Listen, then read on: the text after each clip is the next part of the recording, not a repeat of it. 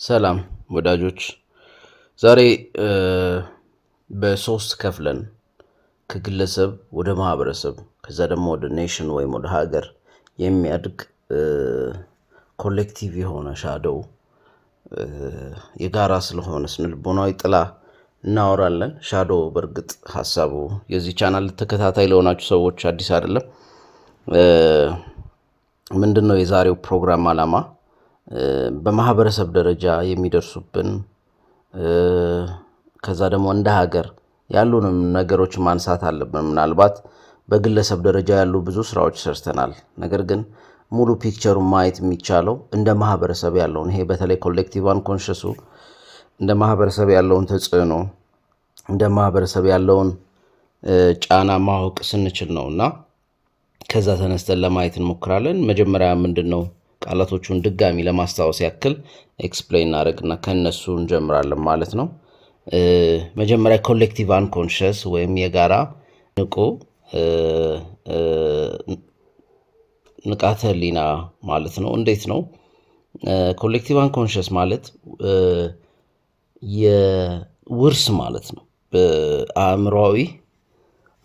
አእምሮአችን ውስጥ በአእምሮ የሚደርሰን ከማህበረሰባችን ካለንበት ከዓለም ህዝብ የሚደርሰን ውርስ ነው። በውስጡ አርኪታይፖች ማለት ሂሮ አርኪታይፕ፣ ማዘር አርኪታይፕ፣ ዋይዝ አርኪታይፕ፣ ትሪክስተር አርኪታይፕ የሚባሉ ሀሳቦች ያሉበት የተለያዩ ሲምቦሎች ያሉበት ህልሞቻችንን መፍቻ ልናደርጋቸው የምንችላቸው ምልክቶች ያሉበት ከሁሉም በላይ ደግሞ በውስጡ እንደ አንድ ማህበረሰብ ትኩረት ሰጥቶ የሚይዛቸውን ትኩረት ሰጥቶ ከፍ የሚያደርጋቸውን ትኩረት ሰጥቶ ዋጋ የሚሰጣቸውን ነገሮች በሙሉ በጊዜ ሂደት በዘመናት የማህበረሰቡ አእምሮ ላይ ምናልባትም የማህበረሰቡ ዲኤንኤ ላይ የአእምሮ ዲኤንኤ ላይ ማለት በምንችለው ሁኔታ የሚጻፉ ወይም ደግሞ ቅርጽ የሚይዙ ውርሶች ናቸው ማለት ነው። ከዓለም ህዝብ እና ከማህበረሰባችን የምንወርሳቸው አእምሯዊ እንትኖች ናቸው። እዚህ ውስጥ ግን ዛሬ ለየት አድርገን የምንሰራው ስለ ሻዶ ነው ማለት ነው። which means ኮሌክቲቭ ሻዶ የጋራ ሻዶ አለ። ይሄ የጋራ ሻዶ ግለሰቡ ላይ ምን አይነት ተጽዕኖ ይፈጥራል የሚለውን እናያለን ማለት ነው። አንድ ግለሰብ ከጋራ ሻዶ በተጨማሪ ፐርሰናል ሻዶ አለው which means የግሉ ማለት ነው። የግሉ ጥላ አለው። ሻዶ ስንል ከዚህ በፊትም እንዳነሳ ነው በሁለት መንገድ አንድ ግለሰብ ላይ ሊፈጠር ይችላል። የመጀመሪያው ምናልባት በልጅነታችን ያለ ነው። እሱን ከዚህ በፊት በጣም ብዙ ጊዜ አንስተነዋል። የታፈኑ ስሜቶቻችን፣ የታፈኑ ፍላጎቶቻችን በቤተሰቦቻችን ወይም በዙሪያችን ባሉ ሰዎች ትኩረት ያልተሰጣቸው ትኩረት የተነፈጋቸው ማንነቶቻችን በሙሉ ሻዶዎቻችን ናቸው። ከጀርባ ቁጭ ብለው ህይወታችንን ይመሩታል ማለት ነው። ሁለተኛው ፐርሰናል ሻዶ ማለት እኛ ለአቅመ ማሰብ ለአቅመ ራስን መቻል ለአቅመ ማሰላሰል ከደረስን በኋላ በተለያየ ምክንያት በውስጣችን የምናፍናቸው ዲና የምናደርጋቸው የምንክዳቸው አላረል ዞር የምናደርጋቸው ከማህበረሰቡ ጋር ለመስማማት ስንል ማህበረሰቡን ለማስደሰት ስንል በውስጣችን ዞር የምናደርጋቸው ማንነቶች ይኖራሉ። ሞር ኢጎአችን አንዱን ማንነት ይመርጥና ወይም ደግሞ ለማህበረሰቡ የሚሆነውን ተቀባይነት አገኝበታለሁ ብሎ የሚያስበው ማንነት ይመርጥና ከኛ እውነተኛ ማንነት ጋር የተያያዙ ማንነቶችን ወደ ጎን ወደ ኋላ ይገፋቸዋል ማለት ነው። እነዛን ከውጭው ዓለም ከዋናው ማንነታችን ጋር ማገናኘት ያቃተን እነዚህ ማንነቶቻችን ከጀርባ ሆነው ላይፋችን ላይ የራሳቸውን ተጽዕኖ ይፈጥራሉ። ሌላው ደግሞ ምናልባትም በተለያየ አይነት መጥፎ ሁኔታዎች መጥፎ ላይፋችን ላይ ሀፕን ባደረጉ ነገሮች የሆኑ ማንነቶቻችንን እንድናፍንና እንድንገፋ እንደረጋለን። ለምሳሌ በቃ ታማኝ ሆኖ ይኖር የነበረ ሰው ለዛ ታማኝነቱ በክፉ ቢከፈለው በመጥፎ ቢከፈለው ወይም ደግሞ ቢከስርበት ወይም መጥፎ ሁኔታ ቢደርስበት ታማኝነቱን አንድ ምናልባት ያልበሰለ ሰው ወይም ደግሞ ምናልባትም ናርሲሲስቲክ የሆነ ሰው ጤነኛ ያልሆነ ሰው የዛ ሰው ወይም የዛች ሴት ታማኝነት ላይ በመጥፎ ሁኔታ ክህደት ቢያደርስባቸው ያን ታማኝነታቸውን ተጠቅመው ቢጎዳቸው ከዛ በኋላ ለታማኝነት የሚኖራቸው አስተሳሰብ ይገለበጥና በተቃራኒው ይሄዳል ማለት ነው። ያ መጥፎ ሁኔታ ይፈጥራቸዋል። አንድ ከራሳቸው ጋር መስማማት አልቻሉም። ምክንያቱም ውስጣቸው ለታማኝነት ትልቅ ቦታ አለው፣ ትልቅ ዋጋ አለው። የተፈጠረው ሁኔታ ግን ለታማኝነት ይሰጡት የነበረውን ዋጋ ጥያቄ ምልክት ውስጥ ያስገባዋል ማለት ነው። በዚህ መሀል የአእምሮ ሰላም ይጠፋል፣ እርጋታም ይጠፋል። በዚህ ውስጥ በተለይ በሚከሰቱ ክስተቶች፣ ከማንነታችን ጋር ሊያጣሉን የሚችሉ ክስተቶች ውስጣዊ ሰላማችንን ይነሱናል። ከነበረው ሁኔታ እንዳናልፈው፣ እዛው ሁኔታ ላይ እየተሽከረከርን እንድንቆይ፣ እዛ ሁኔታ ላይ በመቆየት ውስጥ ደግሞ ምናልባትም ለራሳችን ያለንን ዋጋ እንድናጣ፣ ከራሳችን አመለካከት ጋር ያሉትን ክፍተቶች ውስጥ እንድንገባ፣ ብዙ ስህተቶችን እንድንሰራ በዚህ ዘርፍ እንድንሆን ያደርገናል እና ይሄ እጅግ በጣም ወሳኝ ነው። በተለይም በሂደት በተለይም ዘርፉ ሰፊ ነው። ይሄ በተለይ ፐርሰናል ሻዶ ምናልባት ወደፊት ደግሞ ድጋሚ በጣም ዲቴይል መስራት ይኖርብናል ብዬ አስባለሁ። እያንዳንዱን ሰው ህይወት የሚነካ ነገር አለው። አንድ ሰው ከአቅሙ በላይ የሆነ ነገር ተሸክሞ ሲቆይ፣ ሌሎች ሰዎች ለሚያደርጉልን ኦር የሚያደርሱብን የሆነ ነገር ሲከሰት፣ ያ የሚደርስብን ነገር ከምንሰጠው ቦታ አንጻር ከፍተኛ የሆነ ችግር ውስጥ ይከተናል ማለት ነው። ያ እጅግ በጣም ትልቅ የሆነ ጥንቃቄ ይጠይቃል ማለት ነው።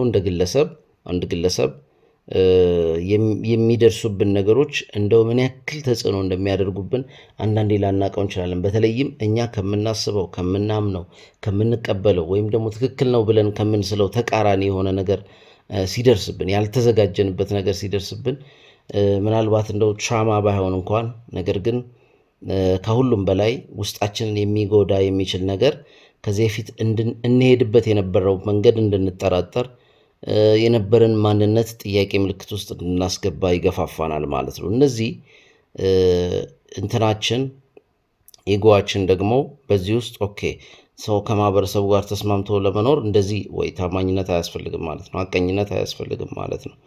ወይም ደግሞ ሰዎች ደስ እንዲላቸው እንደዚህ ላርጋቸው ምናምን እንደዚህ ላርግላቸው ምናምን እያለ የእኛን እውነተኛ ማንነቶች ከኛ የቀረቡትን ሀሳቦች ወደኋላ እየገፋ ሌሎች ሰዎች ብናረግላቸው ብንሆንላቸው ደስ የሚላቸውን ነገሮች እያደረገ ወደፊት ሲመራን በውስጣችን መከፈል ይፈጠራል ማለት ነው። ያ ውስጣዊ ሰላም እንዳናገኝ፣ ውስጣዊ ሰላማችን የሚነሳ ሁኔታ ይከሰታል ማለት ነው። እንግዲህ ሻዶ ንቁ ያልሆነው ወይም አንኮንሽስ የምንለው አእምሯችን ክፍል ውስጥ የሚቀመጥ ነው። ከዛ ሆኖ ግን የብዙ ነገሮች ጥርቅም ነው። አንድ ሻዶ ለምሳሌ ትውስታ አለው፣ ውስጡ ስሜት አለው፣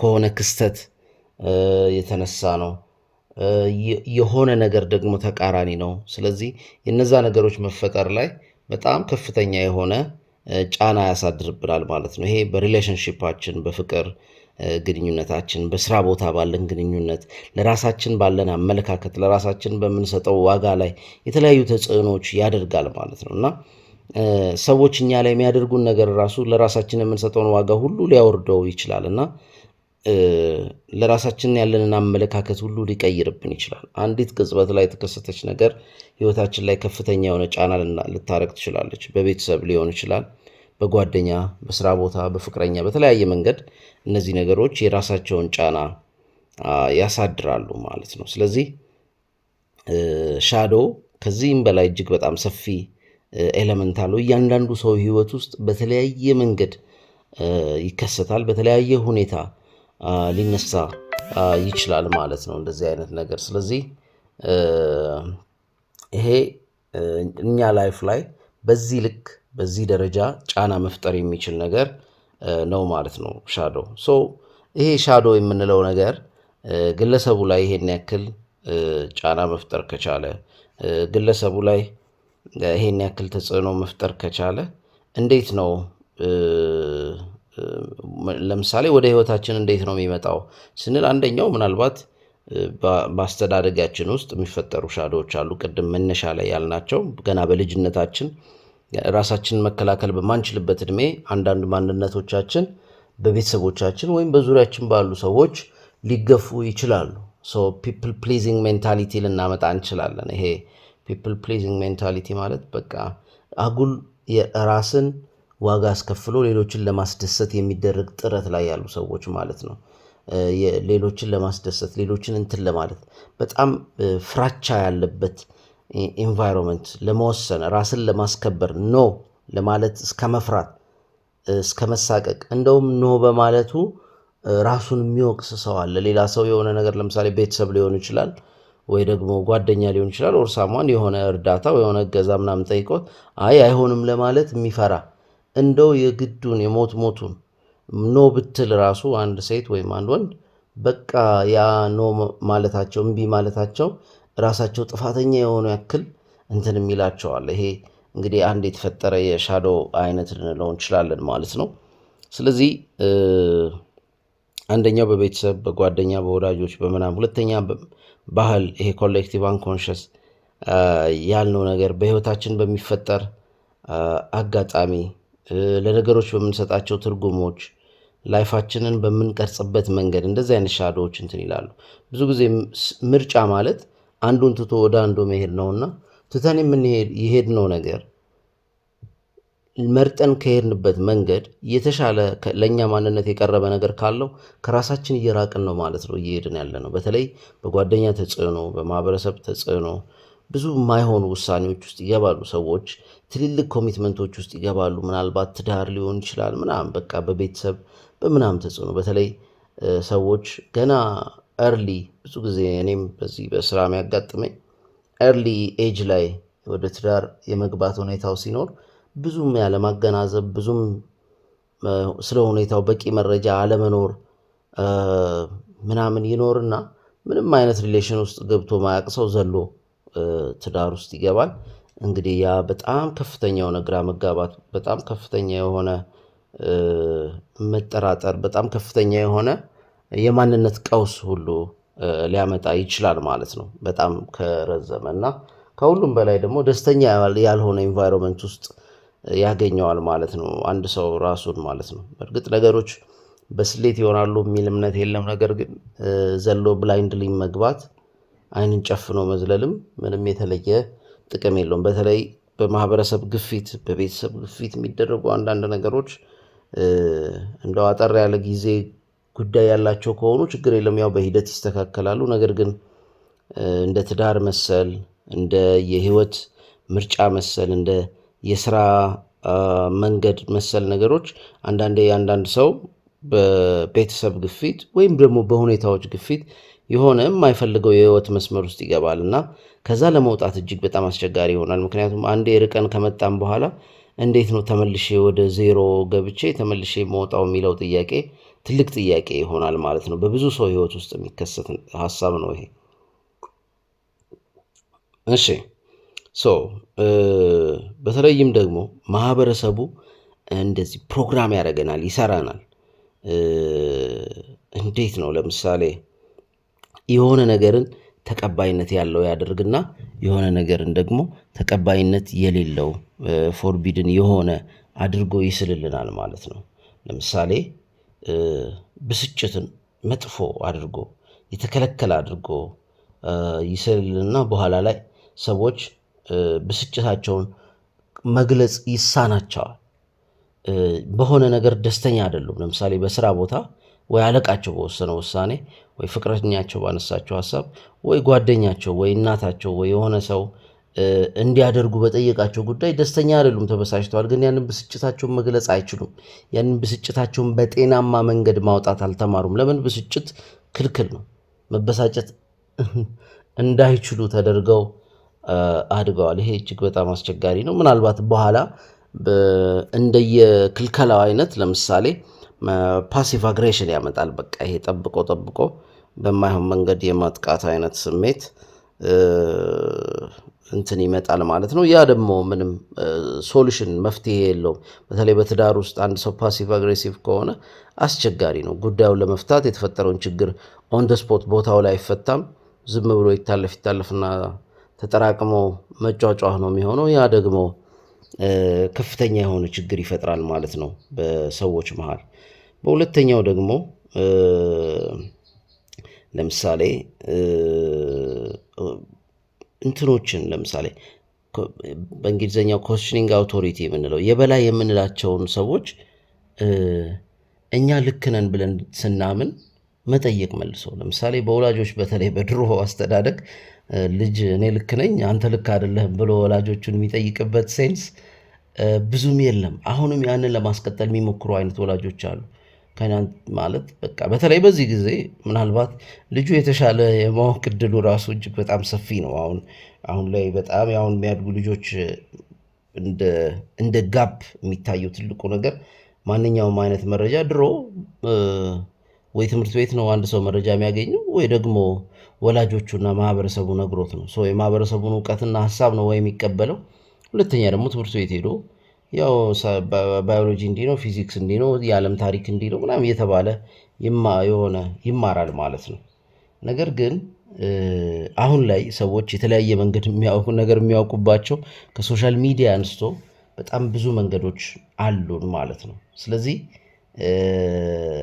የእውቀቱ ጋፕ ምናልባትም አንዳንዴ ወደ ልጆቹም ሊያደላ ይችላል ማለት ነው። ስፔሻሊ በንባብ ምናምን የታገዘ መረጃ የሌለው ቤተሰብ ሲሆን የልጆች አያያዝ ላይ በየጊዜው ያሉበትን የደረሱበትን ነገር አብሮ እየተማሩም አብሮ እንትን እያሉም ቢሆን መከታተል ያስፈልጋል ብዬ አስባለሁ። ወደ ዋናው እንትናችን ስንመልሰው ወላጆችን፣ የበላዮችን፣ የአስተማሪዎችን እንትን መጠየቅ ወይም ተሳስተሻል ማለት ወይም የግልን ሀሳብ መግለጽ ኮምፕሊትሊ ውጉዝ ከማሪዎስ ተብሎ የተከለከለበት አይነት ማህበረሰብ ውስጥ ነበር የኖር ነው። አሁን ምናልባት ጥቂት ላላ ያለ ነገር አንዳንድ ቦታዎችም እጅግ በጣም ከመስመር የወጣ ነገር ና ያለ ነገር ግን ስቲል ገና ነው። እንዴት እኔን ትጠይቀኛለህ? እንዴት እኔን ተሳስቷል ብለህ ታስባለህ? ምናምን ተብሎ ቡራ ከረዩ ይባላል። ልጆቹም ሀሳባቸውና ስሜታቸውን ከመግለጽ ይልቅ ያፍኑታል። በጸጥታ ይቀየሙናል ማለት ነው። በውስጣቸው እንትን ይሉናል ማለት ነው። ምክንያቱም ልክ ነኝ ብለው ነው የሚያስቡት። ብናወራቸው ብንሰማቸው ልክ አለመሆናቸው ብናስረዳበት መንገድ እናገኝ ይሆናል። ዝም በል አንተ ደግሞ ምን አውቀህ ነው አንተ አይነት ነገር የልጆቹን ሀሳብና ስሜት የማጣጣል ነገር፣ በተለይ ስሜት ላይ ያለው ነገር እጅግ በጣም ጥንቃቄ የሚፈልግ ነው። እንደዛ ስናድግ ደግሞ ስፔሻሊ በድሮ አስተዳደግ ያው ገና አሁን አልለቀቀም፣ ግን በዛ አስተዳደግ ላደገ ሰው አለቃን ትክክል አይደለህም ማለት በጣም በጣም ነው የሚከብደው። በዙሪያ ያሉ ጓደኞቹን አለ አይደል የሆነ በቃ ትክክል አይደለም እንዴ እንዲህ ነው ትክክል ምናምን ብሎ የበላይን መናገር እጅግ በጣም አስቸጋሪ የሚሆንበት አይነት ሲቹዌሽን ላይ ነው ያለነው። ሰው መብቱን መጠየቅ የሚቸገርበት ሲቹዌሽን ላይ ነው ያለነው። ይሄ ምናልባት ማህበረሰባችን አሁን ያለበት ጋር ያለውን ግንኙነት በግልጽ የሚያሳይ ነው። ያለው የፍራቻ ሌቭል እጅግ በጣም ከመጠን እያለፈ የመጣ ይመስላል። እሺ እንግዲህ ይሄ ከሻዶ ጋር ከግለሰብ ሻዶ ጋር የተያያዘ የምናደርጋቸው ነገሮች አሉ። እንደን ኮሌክቲቭ ሻዶ ለግለሰቡ ላይ የሆኑ ቅርጾች ይሰጡታል። አሁን ኢቭን ብዙ በዙሪያችን በሀገራችን ያሉ ነገሮችን እንኳን እየበጠበጠ ያለ ነገር አለ። እከሌን በቃ እነሱ ጠላት ናቸው ብሎ መጀመሪያ ስሎ ከጨረሱ በኋላ መግባባት አይቻልም። ኦልሬዲ የሚያወሩትም ነገር በኔጌቲቭ ታይቶ ተሰልቶ በኔጌቲቭ ማጥለያ ጠሎ ከውስጡ ኔጌቲቭ ይወጣለታል እንጂ በምንም ታምር እንደ እነዚህ ሰዎች የምር ምን እያሉ ነው ምን ፈልገው ነው ምናምን ብሎ የሚጠይቅ ጄኒውን የሆነ አይምሮ አይኖረንም ማለት ነው። ኮረፕት ናቸው እነሱ ምናምን በቃ ወይ የሆነ ማህበረሰብን አጉል እንደዚህ ፈልገው ነው ወይ ለጥቅማቸው ነው ወይ እንደዚህ ምናምን ብሎ ሙሉ ማህበረሰብን ፈርጆ የመንቀሳቀስ ሙሉ ግለሰቦችን ፈርጆ የመንቀሳቀስ አይነት ነገር ውስጥ እንገባለን እና ዞስ ፒፕል ወይም እነዛ ሰዎች ምናምን የሚል ሀሳቦች አሉ። በተለይ በቃ ኧረ እነሱ ምናምን ብሎ በቃ እነዛን የኢቭል ምንጭ ማድረግ ማለት ነው። እና እነዚህ ብዙ ጊዜ አስቸጋሪ እንትን ያመጣሉ ማለት ነው። ኦልሬዲ ቀድመን ሰዎቹ ምን እንደሚፈልጉ ምን እንደሚያውቁ ምን እንደሚያስቡ ሳንሰማ ጀጅ አድርገናቸው ጨርሰናል ማለት ነው። ስለዚህ ይሄ ትልቅ ብዙ ሰዎች ላይ ፕሮብሌም የሚፈጠር ነገር ነው። ምናልባት በሻዶው ደረጃ እንደ ሀገር የተለያዩ ሻዶዎች አሉብን። ኮመን የሆኑ ሻዶዎች ምንድን ናቸው? ለምሳሌ የማይታወቅ ነገርን ወይም አዲስ ነገርን የመፍራት የተለመደ ነው። እያንዳንዱ ቴክኖሎጂ በምን አይነት መከራ ተቀባይነት እንዳገኘ ማወቅ እንችላለን። ከሚኒሊክ ጊዜ አንስቶ ከስልክ ከሲኒማ ምናምን አንስቶ መኪና ምናምን ራሱ እንዴት በከፍተኛ ጥርጣሬ ተቀባይነት እንዳገኘ መረዳት እንችላለን። እና እነዚህ የራሳቸውን ተጽዕኖ ያደርጋሉ። በተለይ ሻዶዎች ሰዎችን በማስፈራራት የአንድ ግሩፕ አይደንቲቲ ውስጥ እንዲቀመጡ፣ ሌላ ግሩፕ ውስጥ ያለውን እንዲፈሩ፣ እንዲጠሉ፣ እንዳይሰሙ፣ እንዳይስማሙ፣ ከዛ ግሩፕ ሰው ጋር እንዳይጋቡ፣ ኢቭን ጥሩ ሰው ቢመስል እንኳን መጨረሻ ላይ አይታወቅም፣ መጥፎ ሰው የመሆን እድሉ ሰፊ ነው አይነት ማለት እንዴት በተለይ ፍራቻ የሚፈጥረው እንትን በጋራ እንዳይኖር የጋራ ሰላም እንዳይፈጠር ከፍተኛ የሆነ አስቸጋሪ ኤለመንት ይፈጥራል ማለት ነው። ይህንን ፖለቲከኞች ሆነ ብለው የሚያደርጉት ነገር ነው። ሆነ ብለው ለመከፋፈል የሚጠቀሙበት ነገር ነው። እንግዲህ እንደው ብዙ ምሳሌ ለመጥቀስ የሚያስቸግር አይደለም። ካለፉት ጊዜያት አንስቶ ላለፉት 50 ምናምን ዓመታት በተለያየ መንገድ እንደዚህ አይነት የልዩነት እንትኖች ሲሰበኩልን ኖረዋል እና ይሄ እጅግ በጣም ማህበረሰብን ማኗኑር ነገር ነው። ግን ለፖለቲከኞች እጅግ በጣም ፈርታይል የሆነ በጣም ለም የሆነ መሬት ነው ማለት ነው ለስልጣንን ለማስቀጠል። እሺ ይሄ እንግዲህ ከግለሰባዊ ሻዶ ጋር የምናነሳው ነገር ነው ማለት ነው እና ለምሳሌ በተለይ አንኮንሽስ አይደንቲፊኬሽን የምንላቸው አሉ። ውስጣችን ካሉ የተለያዩ ሻዶዎች ጋር በሚፈጠር ፑሽን ፑል መሳሳብና መገፋፋት የሚፈጠሩ ነገሮች አሉ። ለምሳሌ አንድ ግለሰብ በቃ እሱ በጣም መልካም እንደሆነ ሊያስብ ይችላል። እሱ በጣም ጥሩ እንደሆነ፣ እሱ የሚለው ትክክል እንደሆነ፣ እሱ የሚያስበው ለሌሎች ሳይቀር እንዴት እንደማይቀበሉት ራሱ አይገባው። እንዴት አይቀበሉኝ እኔ የመሰለ ሀሳብ ይዤላቸው ምናምን ይላል። በራሳቸው ህይወት መብት እንዳላቸው እንኳን አያስብም። በነገራችን ላይ በጣም በጣም አስቸጋሪ ነው እና እኔ በእናንተ ህይወት ልወስንላችሁ፣ እኔ በእናንተ ህይወት ልክ ነኝ፣ እኔ ነኝ የእናንተ ህይወት ባለ ራዕይ ሊለን የሚፈልገን የራሱ መታከም ያለበት ሻዶ ያለበት ብዙ ሰው አለ ማለት ነው እና የተሻልኩ ነኝ አይነት አስተሳሰቦች፣ እኔ የተሻለ ነው ማስበው አይነት አስተሳሰቦች በጣም በሚያሳፍር ሁኔታ ብገድልህም ላንተ ብዬ ነው አይነት አመለካከት ይደርሳል ሄዶ ማለት ነው ጥጉ። እና አሁን ላይ ደግሞ በተለይ ፖለቲካ ውስጥ ያሉ ሰዎች ትልቁ ችግራቸው አንደኛው ይሄ ነው። እኛ ሀገር ላንተን ያውቅልሃለሁ የሚል ከየት የመጣ ድፍረት ከየት የመጣ ድንቁርና እንደሆነ እጅግ በጣም አስቸጋሪ ነው። ሰው እንዴት የሚፈልገውን ያውቃል? ባያውቅም መብቱ ነው የፈለገውን መፈለግ እና ለዛ እንትኑ በግድ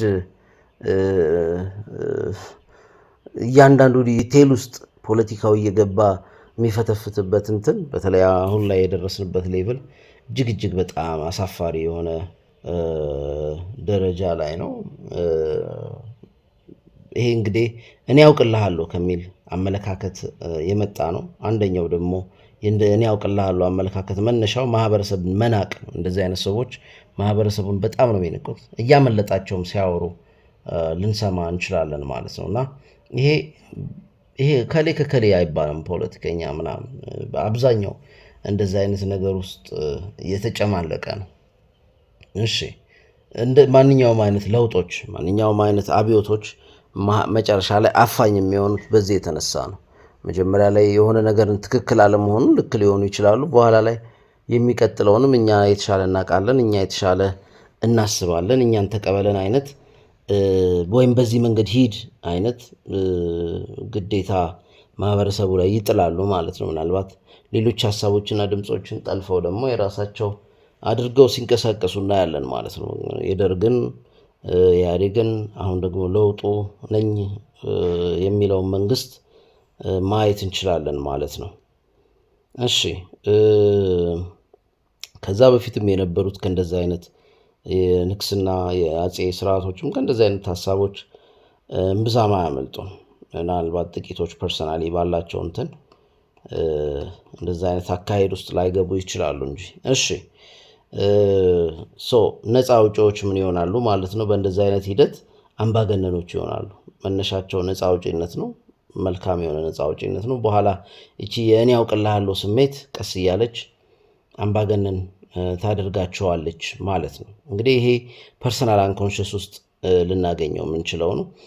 ማህበረሰቡ ግን አይጠናም። ብዙ ጊዜ እኛ ሀገር ግለሰቡን እናየዋለን። ግለሰቡ ግን የማህበረሰቡ ስሪት ነው። አብዛኛው ሰው በግሉ አስቦ በግሉ አሰላስሎ በግሉ መርጦ መንገድ እይታውን ሻርፕ አድርጎ ሞርዶ የሚሄድ ሰው በጣም ሬር ነው። አብዛኛው ሰው የማህበረሰቡ ስሪት ውጤት ነው። ስለዚህ ማህበረሰቡን ማወቅ አለብን ግለሰቡን ለማወቅ። ማንኛውም ሰው ደግሞ የፈለገ የተማረ የፈለገ ነፃ የሆነ የፈለገ የራሱ መንገድ ያለው ቢሆን ከማህበረሰቡ ቅጥቅጥነት አያመልጥም። ዊች ሚንስ እዛ ላይ የራሱን አስተዋጽኦ የራሱን ነገሮች ሊጨምርበት ይችላል ይሆናል እንጂ ከማህበረሰቡ ተጽዕኖ ውጪ ነኝ ማለት እጅግ በጣም አስቸጋሪ ነው። ብዙዎች እንደዛ ነፃ እንደሆኑ ሲሰማቸው ነፃ እንደሆኑ ሲያወሩ እንሰማለን።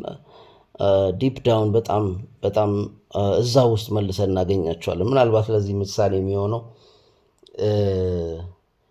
አንዳንድ ሰዎች ከሃይማኖት ወጣም ብለው ወይ ኤቲስት ሆነን ምናምን ብለው ከክርስትና የወጣው ኤቲስት ክርስቲያን ኤቲስት ነው። ከእስልምና የወጣ ኤቲስት ደግሞ እስላም ኤቲስት ነው።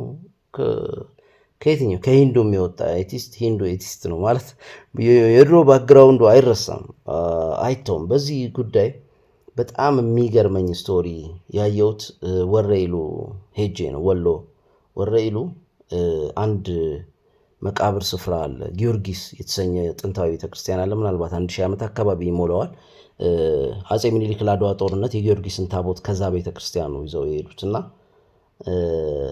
እዛ ቤተክርስቲያን ውስጥ የተቀበረ ሰው ይሄ ትልቅ መቃብር እንደ ቤት ሆኖ መቃብር ይሰራል እና በጣም በድሮ ድንጋይ ምናምን በእቴጌ ዘውዲቱ ናቸው ያሰሩት አሉ። አይ ቲንክ ለአጎታቸው መሰለኝ የተሰራው፣ ስሞች ረስቻለሁ። ነገር ግን እዛ መቃብር ላይ በጣም ለየት ያለ ነገር አየው። ምንድን ነው ያየሁት? ጨረቃና መስቀል፣ ላዩ ላይ ደግሞ መስቀል አለ። እንዴት ነው ጨረቃና መስቀል አንድ ላይ የሚሆነው ምናምን ብለን በዙሪያው የነበሩትን ሰዎች ስንጠይቅ የሚያውቅ ሰው የለም። አንድ ወዳጄ እዛ ነው ተወልዶ ያደገውና ከእሱ ጋር አብረን ሄደን ነው። ከዛ ተፈልጎ ይሄንን ታሪክ የሚያውቅ ሰው ተብሎ እንጠብቃለን ብለን አይ ቲንክ የሆነ ያክል ሰዓቶች ጠብቀን ያው እዛው ስለነበርን እኛ መጣና ሲነግረን በጣም ነው የገረመኝ። ምን አስደርገዋል አጼ ምኒልክ በሰዓቱ ለምሳሌ ከእስልምና ወጥቶ አንድ ሰው ወደ ክርስትና ሲገባ መቃብሩም ላይ የሚይዘውም እንደ ባነር አለ አይደል፣ ባላባትም ምናምን ከሆነ እንደዛ ነገር ላይ ጨረቃ ሀፍ ጨረቃ አለች አይደል፣ እሷና እላዩ ላይ መስቀል ያደርጋል። ጨረቃው እንግዲህ ማለት እስልምናው የማንነቱ አንድ አካል ነው የሚል ነው እንትኑ። በቃ ለምሳሌ አንድ ሰው ከእስልምና ወደ ክርስትና ቢሄድም እስልምናው ግን የማንነቱ አንድ አካል፣ የታሪኩ አንድ አካል፣ የስሪቱ አንድ አካል ነው የሚል መልእክትና ሀሳብ ያለው ነው። በጣም የተገረምኩት በጣም ፊሎሶፊካል ነው እና ከዛ ተቀይረው ለመጡ ሰዎች በእርግጥ ደግሞ በሰዓቱ አጼ ምኒልክ ይሄ ወደ ክርስትና ገቡ ምናምን የሚባል ፕሮጀክት አልነበራቸውም። ነገር ግን ሰዎች በተለይ ምናልባት ስልጣኑንም ለማግኘት ምናልባትም ደግሞ በራሳቸውም እንደዛ የሚቀየሩ የነበሩ ሰዎችን እንደዛ አይነት እንትን አሳይተው ያ ደግሞ ምናልባትም ወደ ፊሎሶፊካል ልንወስደው የምንችለው ነገር ነው። ማለት ሰው ስሪቱን ብዙ ጊዜ አይለቅም። ቅጥቅጡ ምንድን ነው ይባላል አይደል? መነሻ ስሪቱ ምንድን ነው እንደማለት ነው። እና ይሄ እንግዲህ ግለሰቡ የማህበረሰቡና ቀድሞ ዓለምን የሚያይባቸው መንገዶች ስሪት ነው እና ስስ ልብ ሲኖራቸው እናያለን። ለምሳሌ ከኦርቶዶክስ የወጣ ሰው ወይ ከፕሮቴስታንት ወይ ደግሞ ከእስልምና የወጣ ሰው ከተለያየ ከካቶሊክም ከምንም የወጣ ሰው መጀመሪያ ለነበረበት ቦታ ስስ ልብ ሲኖረው እናያለን። ምናልባትም ደግሞ it goes deeper than that ማለት ነው እንትኑ ተጽዕኖ እና ጫናው። እሺ ወደ ማህበረሰቡ እንሄዳለን። ደግሞ ማህበረሰብ እንደ አንድ ሳይኮሎጂካል ኦርጋኒዝም ወይም ደግሞ እንደ አንድ ሳይኮሎጂያዊ አካል ልናየው እንችላለን። አንድ ማህበረሰብ የጋራ የሆነ ስነ ልቦና አለው። የጋራ የሆነ ስሜቶች አሉት። የጋራ የሆነ ንቁ አንኮንሽስ ንቁ ያልሆነ አእምሮ አለው። እዛ ውስጥ ደግሞ የጋራ የሆነ ሻዶ አለው ማለት ነው። እዛን እንዴት ነው አንድ ማህበረሰብ የጋራ የሆነ መጀመሪያ ከኮሌክቲቭ አንኮንሽሱ ስንነሳ ብዙም ከባድ አይደለም። ማህበረሰቦች የሚታወቁባቸው ነገሮች አሏቸው። ለምሳሌ በደንብ በእኛ ሀገር እንዲህ አይነቱን ነገር ዲቴል እየጠቀስን ለማውራት ገና ነን። እዛ ደረጃ ላይ ደርሰናል በአደባባይ እንደዚህ አይነት ነገር ለማውራት ብዬ አላምንም። ገና አንዱን ማወደስ አንዱን ማኮሰስ ተደርጎ ነው የሚታየው ምንጊዜም። ስለዚህ በደንብ እንድንረዳው ከሀገራችን ውጭ ባሉ ማህበረሰቦችን ለምሳሌ በቅርብ በነበሩ ጦርነቶች ቬንዙዌላ እና ኢራንን ማየት እንችላለን። በተደረገባቸው የጦርነት ሙከራዎች የቬንዙዌላ መሪ በመነሳቱ ምናምን እንደን ደግሞ ኢራኖች እንዴት በነበራቸው ጥንታዊ የፐርሻ አንስቶ በነበራቸው ጥንታዊ ስነልቦና በተለይ ጥንታዊ ስነልቦና ያላቸውና ጥንታዊ ታሪክ ያላቸው ህዝቦች በጣም ፐርሲስተንት ናቸው። በጣም ማንነታቸው የነበራቸውን እንትን ላለማስነካት የሚሄዱበት ርቀት የሚከፍሉት መስዋዕትነት በጣም ከፍተኛ ነው። እውነት ለመናገር እንደዚህ አይነት ሀገሮች ጋር ጦርነት መግጠም አንድ ሰው ጦርነት ከመግጠሙ በፊት መጀመሪያ የማህበረሰቡን ስነ ልቦና ማጥናት አለበት። ከፍ አድርጎ የሚያያቸው ዋጋ የሚሰጣቸው ነገሮች ምንድን ናቸው፣ ሻዶዎቹ ምንድን ናቸው፣ ድክመቱ ምንድን ነው የሚሉትን ነገሮች በደንብ ማወቅና ማጥናት ይኖርበታል ማለት ነው። እንግዲህ ከየትኛውም ማህበረሰብ ጋር ጦርነት ውስጥ ከመግባት በፊት ማለት ነው። ይሄ እጅግ በጣም ወሳኝ ነው። በሀገራችንም በነበሩ እንቅስቃሴዎች ላይ ምናምን የምናየው ይሄንን ነው ማለት ነው። ስለዚህ ይሄ የጋራ ማህበረሰብ ደግሞ የጋራ ሻዶ አለው። እነዚህ መጥፎ ነው። ሻዶ ምንን ይለይልናል? የትኛው ነው ዋጋ የሚሰጠው፣ የትኛው ነው ድምፅ የሚነሳው፣ ፊት የሚነሳው፣ ትኩረት የማይሰጠው የትኛው ነው የሚለውን ይለይልናል ማለት ነው። ራሱ ማህበረሰቡ ራሱን ማነኝ እያለ ነው የሚጠራው። እንግዲህ በዙሪያችን ካሉ ማህበረሰቦች እኛ የተመረጥን ነን የሚሉ አሉ። እኛ ደግሞ ተጎጂ ነን፣ ቪክተም ነን። እኛ ተጠቂ ነን፣ በከሌ ተጠቅተን ነከሌ አጥቅተውን። በቃ የቪክተም ሜንታሊቲ ያለው ማህበረሰብ ደግሞ አለ። የበላይነት ሜንታሊቲ ያለው አለ። እኛ በጣም ሲቪላይዝድ ነን የሚል አለ። እኛ በጣም ደግነን ቸርነን የሚል ማህበረሰብ አለ። እኛ በጣም በጦርነት አንበገርም አደገኛ ነን የሚል አለ። በቃ ስለዚህ ይህን ማህበረሰብ በጦር ልትፈታው አትችልም። እንዴት ይህን ያክል መስዋዕትነት ይከፍላሉ አይበቃቸውም ወይ ምናምን ልትል ትችላለህ። በቃ ይሄ ኦልሬዲ የጋራ ንቃተ ህሊና ነው። እንደዚህ ጎትተ 5 እና 10 ዓመት ጎትቶ አያወጣውም። ይሄ የተኖረ ለብዙ ዓመታት 100 ምናልባትም 1000 ዓመታት ያለ የተገነባ ማንነት በአንዴ እንደዚህ ተጎትቶ ወልቆ አይቀመጥም፣ አይጣልም ማለት ነው። እና ይሄ እጅግ በጣም ወሳኝ ኤሌመንት ነው።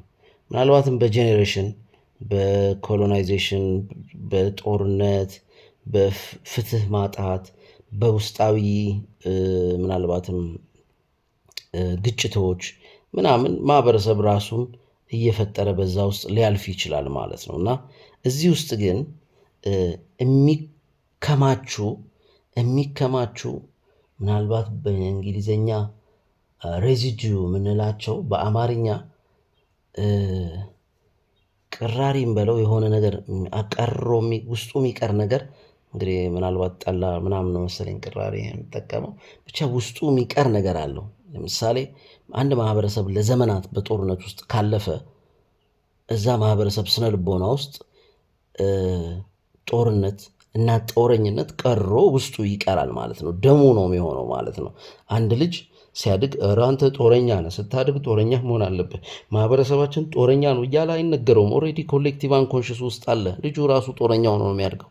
ምንም ጥያቄ የለውም። ያንን ጦረኝነት ከትውልድ ውስጥ ለማጥፋት ሌላ ብዙ ትውልድ በተለየ መንገድ የሚደረግ የትውልድ መንገድና ቅብብሎች ይጠይቃል። ያ እጅግ በጣም የተለየ አካሄድ ነው እና አስቸጋሪ ነው። ሶ አንኮንሽስሊ የጋራ ደግሞ የምንወርሳቸው ፍራቻዎች ይኖራሉ። በጋራ የምንወርሳቸው ፍራቻዎች ይኖራሉ። ምናልባትም ኢትዮጵያ በአንድ ወቅት በፊት በነበረው በንጉሶቹ ዘመን በነበረው ከውጭ በመጣባት እንደዚህ ችግሮች የተነሳ ወደቦቿን ሁሉ ዘግታ በውስጥ ባላት አገሪቱ ውስጧ ባላት ነገር ሁሉ ለመኖር የሞከረችባቸው ዓመታት አሉ።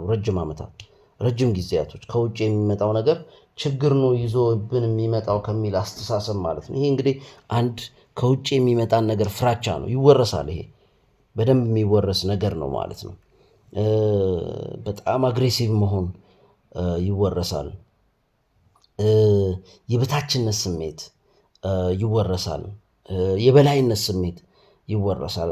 በማህበረሰባችንም ሆነ በዓለም ላይ በጣም ከፍተኛ የሆነ የበላይነት ሱፒሪዮሪቲ ኮምፕሌክስ የሚያሳዩ ሰዎች አሉ። እንትን ደግሞ የበታችን ኢንፌሪዮሪቲ ኮምፕሌክስ የሚያሳዩ ሰዎች አሉ። ሁለቱም የራሱ ጉዳት አለው። ስፔሻሊ ሁለቱም ሲበዛ አጥፊ ነው፣ አውዳሚ ነው።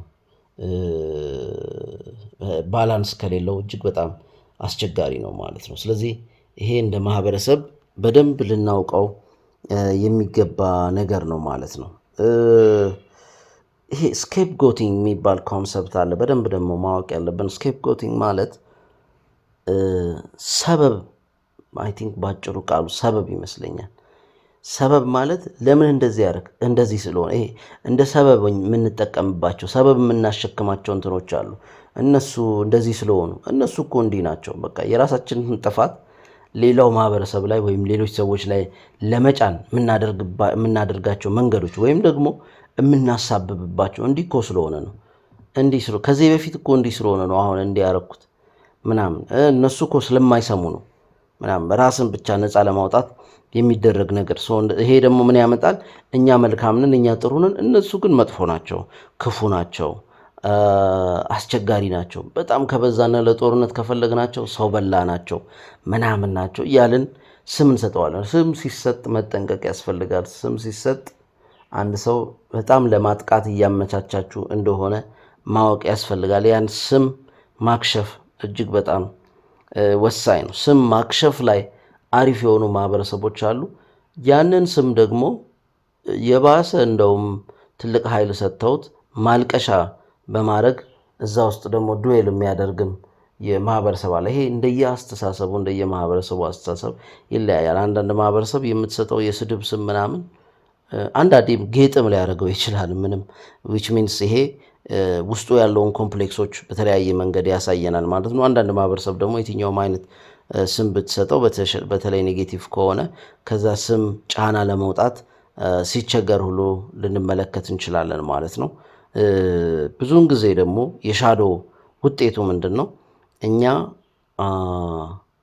ተገፍተናል፣ እኛ ታፍነናል። ያለ ማህበረሰብ እድሉን ሲያገኝ ይገፋል፣ ያፍናል። እኛ ተጨቁነናል፣ ያለ ማህበረሰብ እድሉን ሲያገኝ ይጨቁናል። ሻዶ የመጨቆን ነው። ኦልሬዲ አኩሚሌት ያደረገ ያቀረረ ሬዚዲዮ አለው ማለት ነው። ስለዚህ ምንጊዜም እንደዚህ ሲሆን አገሪቱ ወይም ማህበረሰቡ ከቫዮለንስ መውጣት ይሳነዋል ማለት ነው። የተረጋጋ ሰላም ማግኘት የተሳነው ሀገር ማግኘት የተሳነው ማህበረሰብ ይኖራል ማለት ነው። እና ይሄ እንግዲህ በማህበረሰብ ደረጃ እየተፈጠረ ያለ ኦር የሚፈጠርብን ጉዳዮች ነው ማለት ነው። የአንድ ማህበረሰብ ኦር የአንድ አካባቢ አመለካከት፣ አስተሳሰብ፣ ሃይማኖት፣ ብሔራዊ የዘር ማንነቱ ምኑ እዚህ ሁሉ ውስጥ የሚገባ ነው። ፍራቻው ይወረሳል ወደ የግለሰቡ። ከትውልድ ትውልድ ፍራቻውን ከትውልድ ትውልድ የሆነ ማንነት ከትውልድ ትውልድ ዋጋ የሚሰጣቸው ነገሮች እየተወራረሰ ይሄዳል። በሂደት ደግሞ አንዳንዶቹ ምናልባትም በዘመናዊነት ምናልባትም በተለያዩ ሁኔታዎች የሚሸረሸሩ ማንነቶች ይኖራሉ። ዊች ሚንስ የበፊቶቹን ማንነቶች ማስቀጠል ራሳቸውን ማጽናት ይሳናቸውና አዳዲስ ማንነቶች በአዳዲስ ትውልድ እየመጡ ይመጣሉ ማለት ነው። እና ይሄ እንግዲህ እንደ ማህበረሰብ እንትን የምንላቸው ናቸው። እንደ ማህበረሰብ ብዙ ጊዜ ሻዶዎቹን የሚያሳዩት ወይም ደግሞ እንደ ዲፌንስ ሜካኒዝም ራስን እንደ መከላከል ማህበረሰብ የሚወስዳቸው መንገዶች አሉ። በታሪክ የተሰሩ ስህተቶችን ምናምን ማህበረሰቡ ለምሳሌ መጀመሪያው መካድ በቃ እንደዛ አልሆነም ኦር እንደዛ አልተፈጠረም ብሎ መካድ ነው፣ ክዶ ቁጭ ማለት ነው። ሁለተኛው ፕሮጀክሽን ፕሮጀክት ማድረግ አንስቶ እዛ ላይ መለጠፍ ማለት ነው። እኛ አይደለንም የእነሱ ችግር ነው ምናምን። አንድ ማህበረሰብ ተጠቅቶም አንተ ነህ ችግሩ ሊባል ይችላል። ተጨቁኖም አንተ ተጨቋኙ ነው ችግሩ የተጨቋኙ ነው ሊባል። እንደዚህ አይነት በጣም የገራርሙ ቲዎሪዎች የሚያነሱ ሰዎች አሉ። ምናልባትም ዩሮፖቹም የሆነ ጊዜ በተለይ ኮሎኒያሊዝም ላይ በጣም ሞክረውት ነበር። ማለት ውጭ ሆኖ ለሚያየው ሰው እጅግ በጣም አስቂኝ ነው። ሶስተኛው ምናልባትም ቢነሳ ብዬ የማስበው እንዴት ራሽናላይዜሽን አስፈላጊ ነው ብሎ ማመን፣ ያ ነገር እንዴ በጣም ወሳኝ ነበር፣ በጣም አስፈላጊ ነበር ምናምን እንላለን። ለማን ነው አስፈላጊነቱ የሚለው ጥያቄ እንዳለ ሆኖ አሁን በመንግስትም እዚህ ሀገር የሚሰሩ ስራዎችን በፊትም በተለያዩ መንግስታት ህዝብ ላይ የደረሱ ነገሮችን ምናምን እንዴ በጣም አስፈላጊ ነበር፣ በጣም ወሳኝ ነበር የሚል ታፔላ ይለጠፍላቸዋል ማለት ነው። ይሄ እጅግ በጣም አስቸጋሪ ነው። ሌላው ደግሞ ትውስታውን የማፈን ነገር አለ። እንደዚህ አይነቱ መጥፎ ትውስታዎቹን አለማንሳት፣ ጸጥታ፣ እንደዚህ አይነት እውነቶች ዙሪያ ያለው ጸጥታ አንዳንዴ ያፍናል። አንዳንዴ የታፈነ ሰው፣ የተጎዳ ሰው፣ የተጨቆነ ሰው ስሜቱና ሀሳቡ ሲነገረው እንኳን ደስ ይለዋል። አሁን በቅርብ ምናልባትም በቴዲ አፍሮ ዘፈን የሆነው ይሄ ነው። ቴዲ አፍሮ ለህዝቡ ነፃነት ይዞለት አልመጣም፣ ወይም የነፃ ዳቦ አልሰጠውም። ነገር ግን መጎዳቱን፣ ውስጡ ያለውን ስሜቱን አውጥቶለታል። አርት ደግሞ እንደዚህ አይነት አቅም አለው እና ያ በጣም አሪፍ ነው። ምናልባትም ትልቁ ጥቅሙ ለመንግስት ነው። ተንፈስ ይላል ህዝቡ። አትሊስት ነጥብ እንዳስቆጠረ ይሰማዋል። የሚያስቆጠረው ፕራክቲካል ነጥብ የለም፣ ግን ትንሽ የሆነ የሚፈጥረው እንትን አለ፣ የስሜት መረጋጋት አለ አይደል? ቅድም እንዳልኩት ነጥብ የማስቆጠር አይነትም ተደርጎ ሊታይ ይችላል ማለት ነው። ይሄ እንግዲህ በጋራ ንቃተ ህሊና ውስጥ የሚፈጠሩ የተለያዩ ሻዶዎች አሉ። የሰው አይታየውም ሻዶ። ትልቁ ችግሩ እሱ ነው። የሌሎች ሻዶ በነገራችን ላይ ለማየት ቀላል ነው። እነሱ አንድ የራሱን ማህበረሰብ ያልሆነ ሰው ወይም የራሱን ብሔር ያልሆነ ሰው የሆነ ሰውን የዚህ ብሔር ችግር ምንድን ነው ምናምን ብላችሁ ብትጠይቁት በደንብ የራስህ ብሔር ችግር ምንድን ነው ብትሉት ያኔ ስታክ ያደርጋል። እኛ ችግር አለብን እኛማ በጣም ቅዱስ ነን ሊላችሁ ይችላል። እንደኛማ ምናምን እኛ እኮ ተጨቆነን ኦር እኛ እኮ ስንት ሰዎች አልገባቸውም እንጂ ስንት ነገር ሰርተን ምናምን ሊል ይችላል። እና የሰው ግን ሻዶ ይታያል። ሰው ከሰዎችም ጋር አንዳንድ ሻዶ ወርክ ላይ የሚመከረው ምንድን ነው፣ በግለሰብ ደረጃ የኔ ሻዶ ምንድን ነው፣ የኔ ክፍተቶች ምንድን ናቸው ምናምን ብሎ ሰዎችን መጠየቅ እጅግ በጣም ወሳኝ ነው። በተለይ በደንብ የሚያውቁንን ሰዎች፣ የቅርባችንን ሰዎች ማውራት እጅግ በጣም ወሳኝ ነው ብዬ አስባለሁ። እና ያኔ በደንብ እንሰማዋለን። እኛም ደግሞ በዙሪያችን ስላሉ ሰዎች ክፍተታቸውን ምናምን ቢጠይቁን የምርን ነው ምናምን ብለን አይ ቲንክ ጀምረን ላናቆምም እንችላለን። በደንብ የምናውቃቸው ከሆነ አንተማ እንዲሆኑ እንደዚህ አድርገህ እንደዚህ ምናምን አስተሳሰብ ይሄ እንትንህ ምናምን ብለን አብጠርጥረን ልንነግራቸው እንችላለን። በተለይ በደንብ የምናውቃቸው ሰዎች ከሆኑ ለራሳቸው ግለሰቦቹ አይታይም፣ ለእኛም እንደዛው ነው አይታይም። በጣም ሀቀኛ ነው። የተሻለ ይነግረኛል። የተሻለ እይታ ያለው ምንለው ሰው በዙሪያችን ካለ እንደው ክፍተቶች ምንድን ናቸው ብሎ በተለያየ ጊዜ መጠየቅና እነዛን ክፍተቶች የእውነትም አሉብኝ ወይ ብሎ መርምሮ ማስተካከል በጣም ተገቢ ነው ብዬ አስባለሁ። ምክንያቱም ብዙ ጊዜ እነዚህ ክፍተቶች ወደኋላ የሚጎትቱን ዋነኛ ነገሮች የመሆን እድላቸው እጅግ በጣም ሰፊ ነው። ስለዚህ እንግዲህ ከኮሌክቲቭ አንኮንሽስ አንስተን ይሄ እንደ ማህበረሰብ ያለውን እንደ ግለሰብ ያለውን አየን፣ እንደ ማህበረሰብ አየን። ምናልባት ጥቂት ደቂቃ ደግሞ እንደ ሀገር ማለት ሀገር ደግሞ የማህበረሰቦች ስብስብ እንደመሆኑ እንዳለበት ሁኔታ ምናልባትም እንደ ኢትዮጵያ ኬዝ እንደምናየው ገና የጋራ ማንነት ለምሳሌ የጋራ ኢትዮጵያ ለመስራት ገና ትግሉ መንገዱ አላለቀም፣ ገና ረጅም። ከዚህ በፊት በማህበረሰብ ደረጃ ዶሚኔት ያደረገ የጥቂት ማህበረሰቦች ህብረት የሆነ እንትን ነበረ። ነገር ግን ሁሉንም ማህበረሰብ መወከል በአንዴ አይችልም። ያለው ማህበረሰብ የራሱን ታሪክ ሲሰራ የራሱን ችግሮች፣ ሁኔታዎች ውስጥ አደጋዎች ውስጥ ሲያልፍ በጋራ እነዛን ነገሮች ሲወጣ ነገሮችን ሲያሳካ ሲታገል ምን ሲል በሂደት ምን እየፈጠረ ይመጣል? ያ የጋራ ማንነት እየተፈጠረ ይመጣል በዛ ውስጥ ማለት ነው።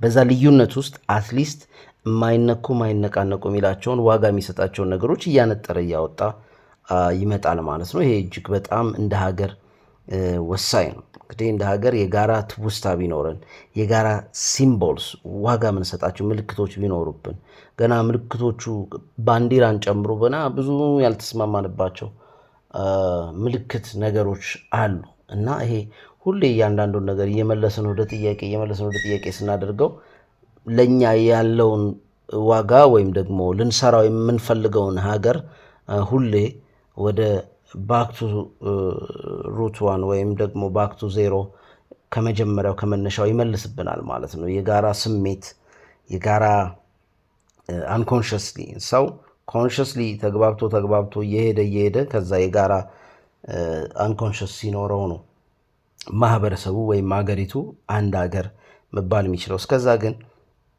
የተነጣጠለ ማንነት ያላቸው ነገር ግን አንድ ቦታ ተሰብስበው ያሉ አካላት ነው የምንሆነው ማለት ነው። በሂደት ውስጥ አንዱን እየመረጠን ሌላውን እየተውን እንሄዳለን። በእርግጠኝነት ሁሉም ሳትስፋይድ ይሆናል ማለት አይደለም። አትሊስት ግን አብዛኛው በጉዳዩ ላይ ሳትስፋይድ የሚሆንበት አይነት ስራ መስራት ይኖርብናል። የጋራ ህብረት የሚፈጥር የሚያሰባስብ ከአብዛኛው የተውጣጣ የሆነ ነገር ያስፈልገናል የሚል እምነት ነው ያለኝ። እንግዲህ ያ እንዴት ነው? ትልቅ የሚገርም የታሪክ አጋጣሚ ይፈልጋል። ብዙ የታሪክ አጋጣሚዎችን ሚስ አድርገናል። በደርግ ጊዜ አንስቶ ኢህአዲግ በገባ ሰዓት ይሄኛውም አሁንም ድረስ የለውጡ መንግስት እያለ ራሱን የሚጠራው መንግስትም የመጣ ሰዓት ብዙ እንደዚህ አይነት የታሪክ አጋጣሚዎች ነበሩ። ግን በግለሰቦች የስልጣን ጥም እና ፍላጎት እነዚህን ድሎች ሚስ አድርገናቸዋል ማለት ነው። እንደውም አንድ ከማድረግ ይልቅ የመከፋፈል እና የመለያየት ኢፌክታቸው የበዛ ሁኔታዎች ነው የተከሰቱት። እንግዲህ ይሄ ታሪክ እንትን የሚለው ነገር ነው ማለት ታሪኩን በሀቅ የሚያይ ሰው ዲና የሚያደርገው ነገር አይደለም። ምናልባት እንግዲህ በሚቀጥለው የምናገኘውን እድል ሚስ እንዳናደርግ ያድርገን። ብዙ እድሎች እየሳትን እንደውም ኢፌክቱ ወደ ተቃራኒ እየሆንን ማለት በኢህአዲግ ጊዜ የመጣው ለውጥ አሰባሳቢነቱ ይልቅ ከፋፋይነቱ የበዛ ነው። አሁንም ከ9 ዓመት በፊት የመጣውም ለውጥ ከአሰባሳቢነቱ ይልቅ ከፋፋይነቱ የበዛ ነው። በደርግም ጊዜ እንደዛው አይነት ሁኔታ የነበሩትን የተሰራውን የደረሰበትን ሌቭል ሁሉ አፍርሶ በአዲስ አይዲዮሎጂ አዲስ መሆኑ በእርግጥ አዲስ አይዲዮሎጂ የሚፈልግበትም ጥያቄ የተጠየቀበትም ሰዓት ስለሆነ አይዲዮሎጂ አዲስ መሆኑ መጥፎ አይደለም። ነገር ግን ሁሉንም አፍርሼ ከዜሮ ካልጀመርኩ ማለቱ ደግሞ አብዛኛው ላይ እንደምናየው እሱ በጣም ትክክል ያልሆነ ነገር ነው ማለት ነው። ኦልሬዲ የሀገሪቱ ወጪ አውጥታ የገነባቻቸው ነገሮች አፍርሶ አይኔ እንደ አዲስ እንደተመቸኝ ነው የምሰራው ብሎ የግልን ህልምና ራዕይ አገር ላይ ለመጫን መሞከር በአብዛኞቹ መሪዎቻችን ዘንድ የሚታይ አሳፋሪ ተግባር ነው። እንግዲህ ምንም ልናደርገው አንችልም። አሁን ባለንበት ሁኔታ አንድ ወዳጄ እንዳለው መለኮታዊ ጣልቃ ገብነት ይፈልጋል የሀገራችን ጉዳይ። ስለዚህ በሀገር ሌቭልም ደግሞ ሻዶ አለን ማለት ነው። ስለዚህ ይህንን ሻዶ ደግሞ በተለያየ መንገድ ክሬት እናደርገዋለን። በነፃነት ውስጥ ነፃነት አንድ ነገር ነው። ምናልባት እኛ ደግሞ ድል ነው መሰለኝ የምንለው። በድል ውስጥ ከአድዋ ድል አንስቶ የሆኑ ቀስ ቀስ እያሉ የጋራ የሆኑ እየሰራናቸው ያሳካናቸው ነገሮች አሉ። አሁን በቅርብ የአባይ ግድብ ምናምን ከሚባለው አንስቶ ከጀግንነት ጋር ከአንድነት ጋር ከህብረት ጋር የተለያዩ እንትኖች አሉ። እነዚህ የተለያየ ሃይማኖትም ኖሮ በሰላም ከመኖር ጋር እሱ እጅግ በጣም ወሳኝ እንትን ነው ማለት ነው። ምናልባት ፕሮሰስ ያላረግናቸው ደግሞ እንደ ሀገር ገና ወደፊት ፕሮሰስ ማድረግ ያለብን ለፖለቲከኛ ሳይሆን ለታሪክ ባለሙያ መስጠት ያለብን የታሪክ ኤክስፔሪየንሶች የታሪክ ሁነቶች ክስተቶች አሉብን። እነሱን የውስጥ ጭቆና ሊሆን ይችላል፣ የባህል እፈና ሊሆን ይችላል። የታፈነ ባህሌ ታፍኗል፣ ባህሌ ተጨቁኗል ምናምን የሚል ማህበረሰብ አለ። ከዚህ እስከዚህ ምናምን ትክክል ነው፣ መብቱ ነው። እንደዛ የማለት መብት አለው።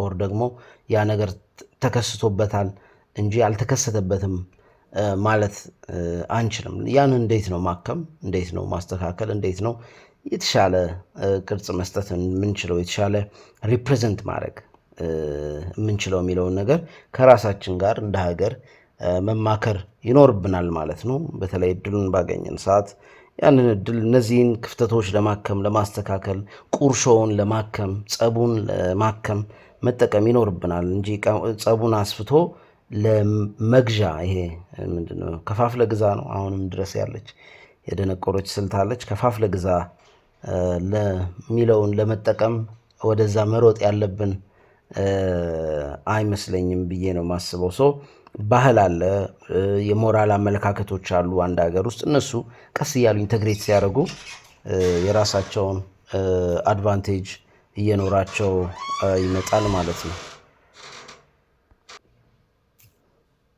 እሺ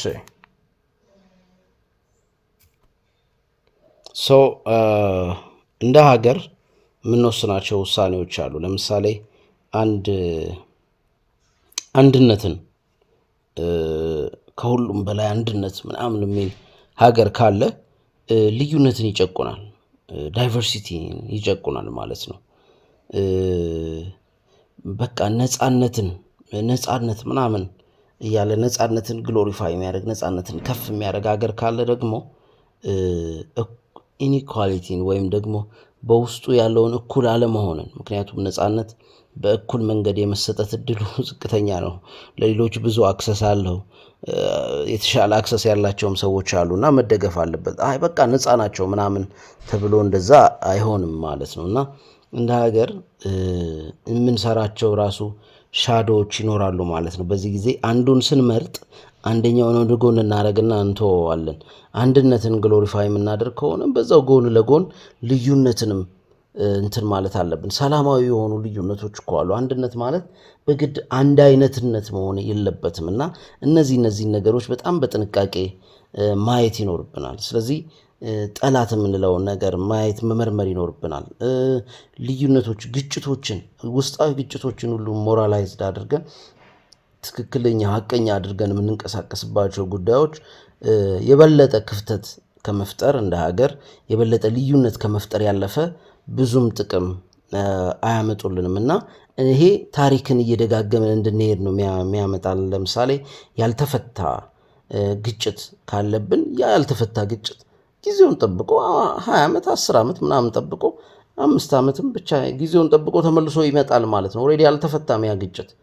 ብዙ ደግሞ ያልተፈቱ ግጭቶች ያሉባት ሀገር ውስጥ ነው ያለ ነው። በቦታ በአካባቢያዊ ሁኔታ በታሪክ በምናምን ብዙ ግጭቶች አሉና አልታከሙም፣ አልተፈቱም። እየተስተካከለ የታከሙ ቁርሾዎች የሉንም እና ይሄ እጅግ በጣም አስቸጋሪ ነው። የበላይነትና የበታችነት አንዱ የበላይ አንዱ የበታች የሚሆነው ፓተርን ሪፒት ያደርጋል። አሁንም ሀገራችን ላይ የምናየው ይሄ ነው። አንዱ ተራ የበላይ ይሆናል፣ አንዱ ደግሞ ራሱ እንደ ተረኛ እና የበላይ ይሆናል። አስተዳደር የሚባለው ሀሳብ፣ መልካም አስተዳደር የሚባለው ኮንሰፕት ራሱ ይጠፋል ማለት ነው። በተለይም የድሮ ቀደምት ፍራቻዎች አዲስ ፖሊሲ ይሆናሉ ማለት ነው። ያ ከዚህ በፊት የነበረው ፍራቻ ፖሊሲ የሆነ ፍራቻን በፖሊሲ ደረጃ እያሳደግን የምንሄዳቸው እንቅስቃሴዎች እንደ ሀገር ከጥቅማቸው ይልቅ ጉዳታቸውን ነው የሚያመጡት። ከሁሉም በላይ ደግሞ ውስጣዊ መከፋፈልን ይፈጥራሉ ማለት ነው። ዲቪዥን እና ዳይቨርሲቲ በጣም ሰፊ ልዩነት ነው ያላቸው። ዲቪዥን መከፋፈል፣ መሰነጣጠቅ፣ መለያየት ነው።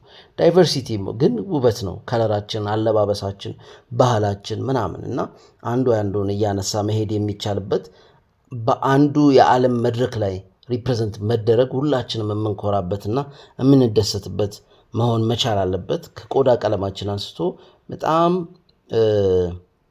ጥቁር ከምንለው ቀላ እስካለው ቀይዳማ እስከምንለው ድረስ በጣም ብዙ አይነት ማንነት፣ ብዙ አይነት ልዩነት ውስጥ ያለንን ያንን አክብረን መኖር መቻል ይኖርብናል። በባህል በምናምን ያለውንም ልዩነት እንደዛው ማለት ነው። ስለዚህ እነዚህን ክፍተቶች እያከምና እያስተካከልን ካልሄድን በሂደት ለነሱ የሚሆን አትሊስት ድምፅ ማለት እንደዚህ ሪፕሬዘንት ተደርጌያለሁ፣ ሀሳቤ ተገልጾልኛል፣ ተሰምቻለሁ ብሎ መታሰብ ራሱ በጣም ትልቅ ነገር ነው። አርትም ይሄንን ነገር ሚና መጫወት ይችላል።